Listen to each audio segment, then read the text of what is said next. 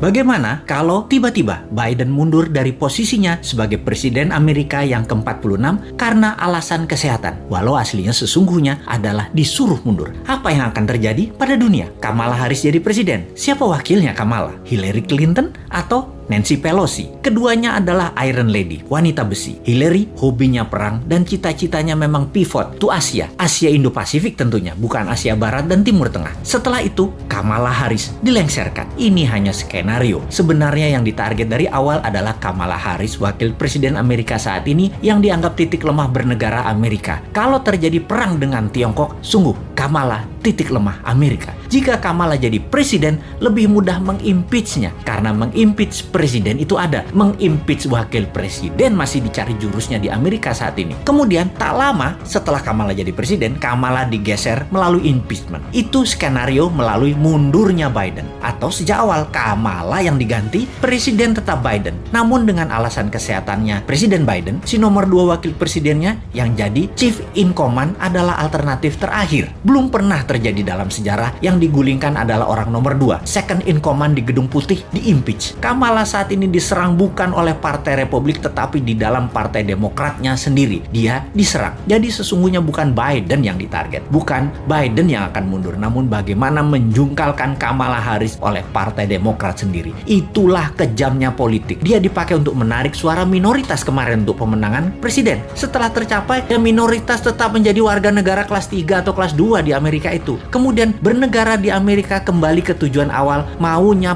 para plutokrasi di Amerika. Plutokrasi adalah segelintir orang kaya mengendalikan negara. Plutokrasi dan oligarki di Amerika menggunakan negara untuk mencaplok negara lain dan merampok rakyatnya sendiri. Amerika itu negara swasta. Negara lawannya yang oposisi persis yaitu Tiongkok. Tiongkok negaranya dikendalikan pemerintah otoriter Partai Komunis atau negara partai. Itulah bedanya Amerika dengan Tiongkok. Indonesia, 7 presiden adalah negara partai, terutama 3 presiden terakhir, di mana swasta hanya dapat porsi 20%, yang 80% pemerintah. Nanti ketika new mind terjadi, maka terbalik. 80%-nya swasta, 20%-nya pemerintah. Indonesia jadi negara swasta, namun bukan swastanya plutokrasi dan oligarki, tetapi strong UKM. Itu bedanya.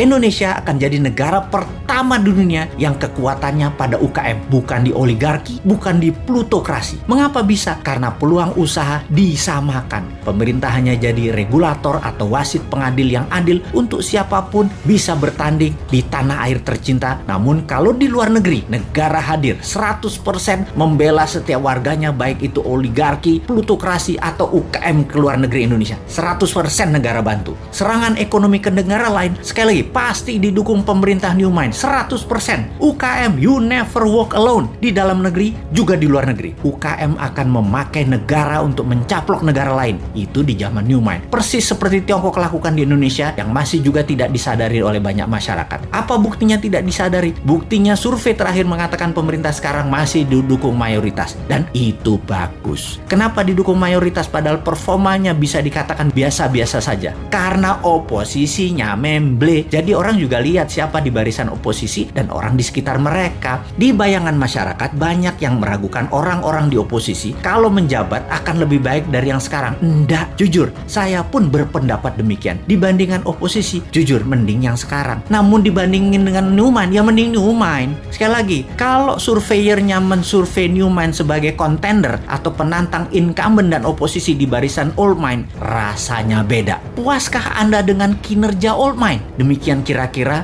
kalimat surveinya. Lalu dibandingkan dengan konsep New Mind, mana kira-kira pilihan masyarakat terhadap dua konsep bernegara itu? Siapa yang bakal unggul? Siapa yang bawa Indonesia 100 tahun di tahun 2045 menjadi negara superpower? Old Mind atau New Mind? Sekali lagi, sungguh kalau ditanya, di dalam Old Mind itu ada siapa? Oligarki di situ, politikus kawakan di situ, duit di situ, pejabat di situ, jabatan di situ. New Mind punyanya cuma semangat doang, tetapi berani. Kesimpulan, kita akan berhadapan di 2024. See you at 2024.